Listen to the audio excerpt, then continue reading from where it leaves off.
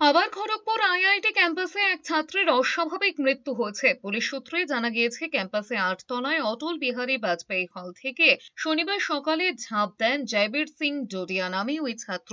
খবর পেয়ে খড়গপুর টাউন থানার অন্তর্গত হিজলি পুলিশ ফাঁড়ির পুলিশ কর্মীরা যান ঘটনাস্থলে। আইআইটি ক্যাম্পাসেই মোতায়েন থাকেন তারা। 21 বছরের যুবককে বেসি রায় হাসপাতালে নিয়ে যাওয়া হলে চিকিৎসকরা তাঁকে মৃত বলে ঘোষণা করেন। আইআইটি কর্তৃপক্ষের তরফে ছাত্রের মৃত্যুর খবর পাঠানো হয়েছে পরিবারে। পুলিশ সূত্রে জানা গিয়েছে, মৃত ছাত্রের বাড়ি গুজরাটের আহমেদাবাদের ঘুমা এলাকায়। মেকানিক্যাল ইঞ্জিনিয়ারিং বিভাগে 3য় বর্ষে পড়াশোনা করতেন তিনি। খড়গপুর আইআইটি ক্যাম্পাসে থাকতেন নেহেরু হলে।